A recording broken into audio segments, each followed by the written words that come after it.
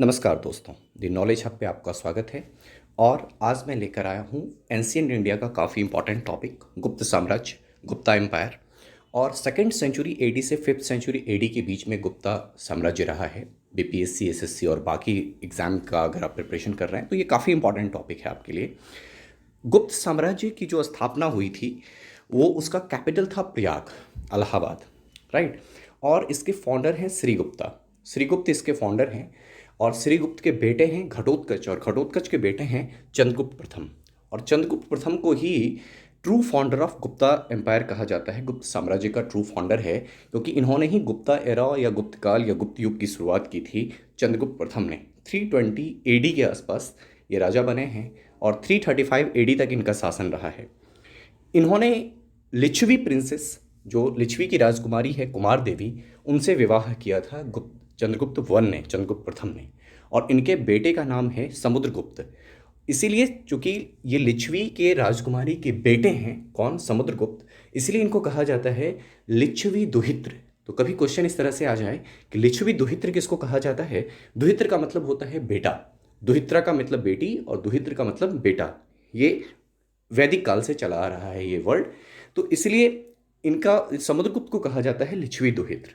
इसके बाद चंद्रगुप्त प्रथम ने 320 एडी में ही को ही बिगिनिंग ईयर माना है गुप्त एरा का, गुप्त काल का। और इन्होंने महाराजाधिराज की उपाधि ली है। किसने? चंद्रगुप्त प्रथम ने। तो चंद्रगुप्त प्रथम, इनके बारे में कुछ चीज़ें आपको जानना है। True founder of Gupta empire.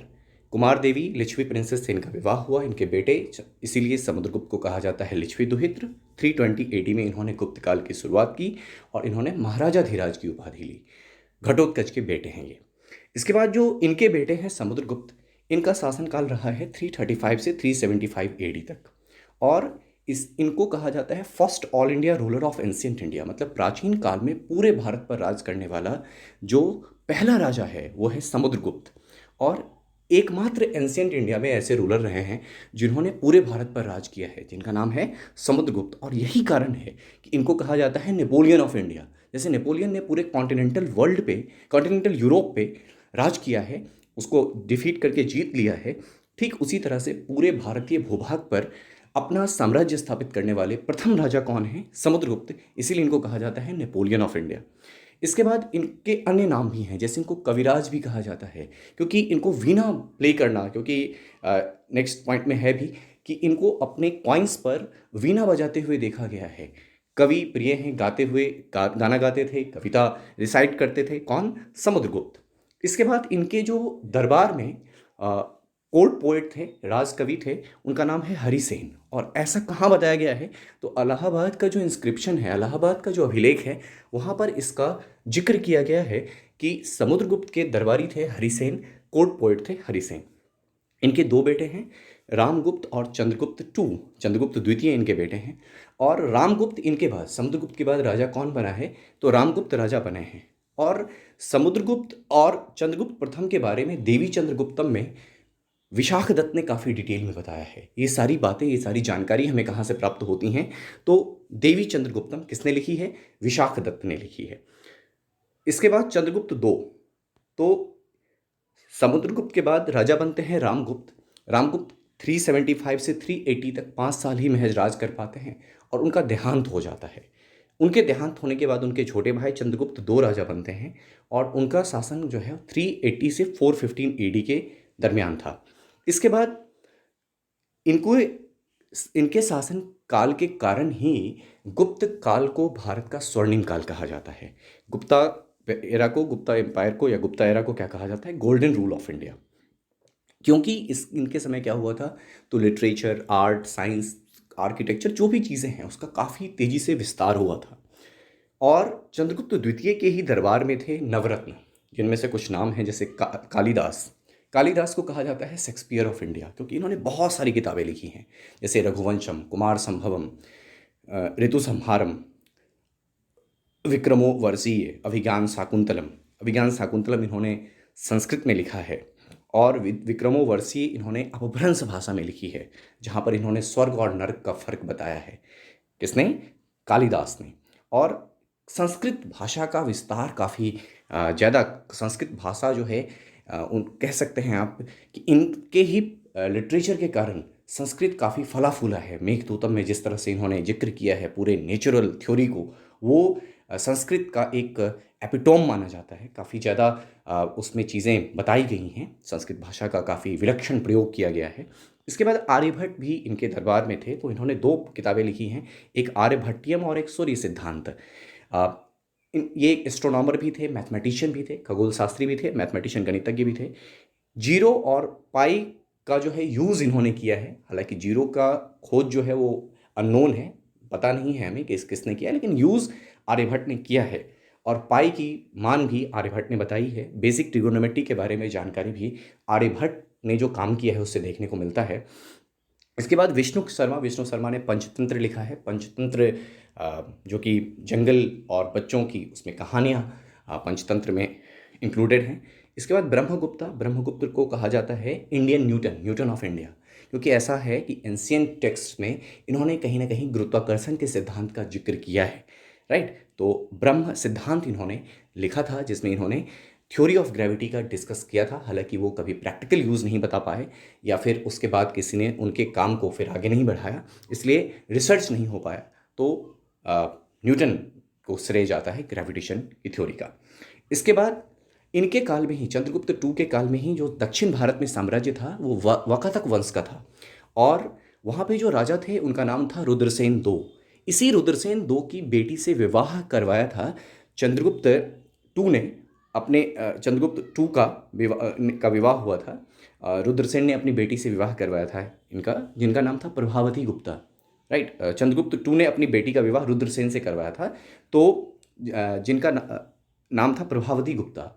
और रुद्रसेन दो की मृत्यु के बाद प्रभावती गुप्ता राजा बनती हैं।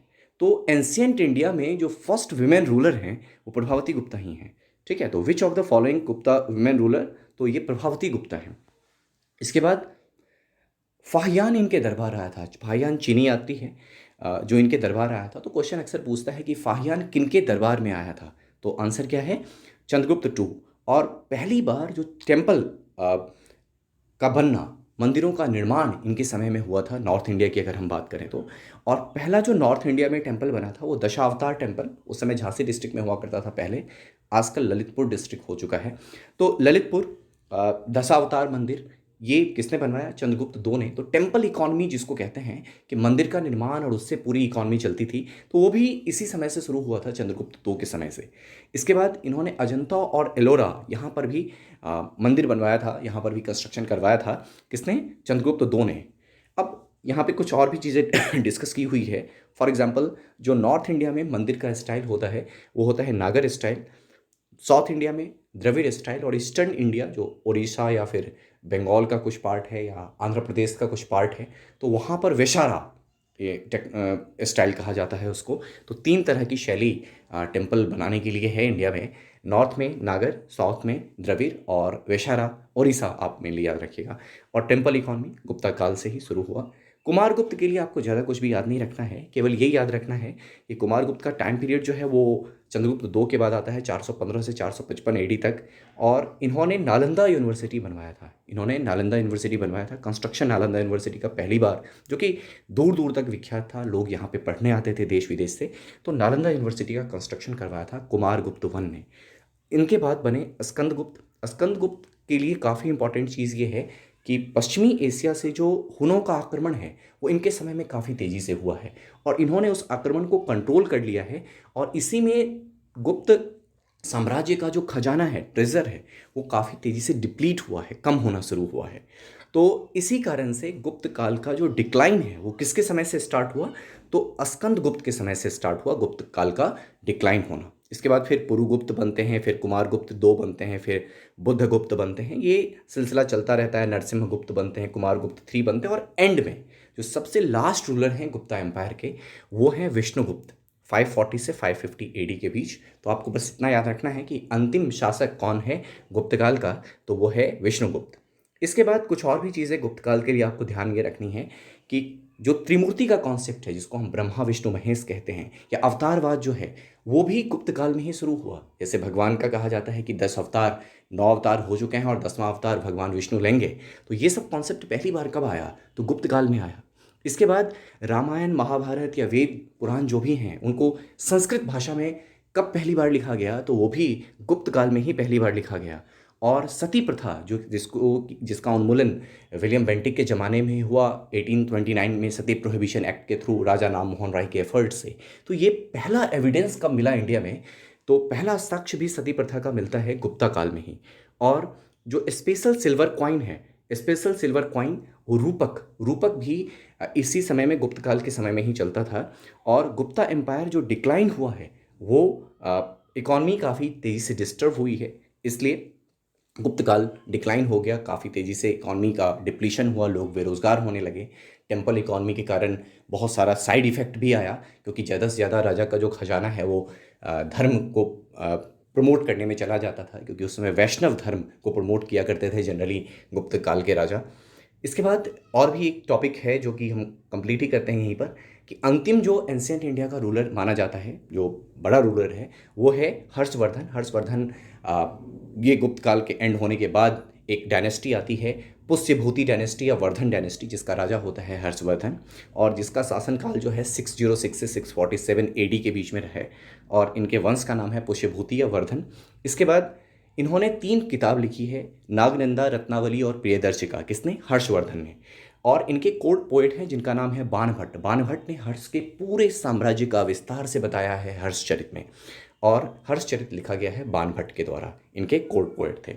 इसके बाद जैसे चंद्रगुप्त II के ज़माने में फाहियान आया था, तो हर्षवर्धन के ज़माने में वेनसांग आया था, जिसने नालंदा यूनिवर्सिटी जो कुमारगुप्त ने इस्टेब्लिश की है वहाँ पर रहा है, वहाँ पे पढ़ा भी है। किसने? वेनसांग ने, राइट। और उसने कोर्ट जो है हर्ष का वो विजिट किया है। 647 में हर्ष का डेथ हो जाता है। इसके बाद एक और चीज़ है कि चालुक्य वंश का जो राजा है पुलकेशिन II, उसने हर्ष को डिफीट किया था, हर्षवर्धन को।